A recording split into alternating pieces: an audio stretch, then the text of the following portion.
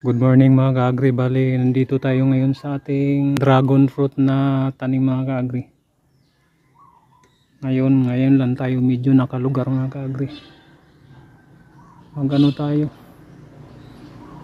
Mananggal tayo ng itatanim ba? Yung namunga na mga ka-agri.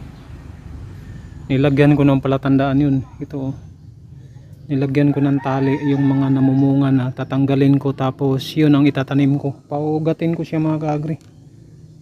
Yung mga tali, tinalian. Ito yung may inanuhan ng bunga.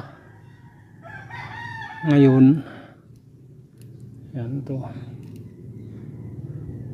Tatanggalin natin to, ito ang itatanim natin.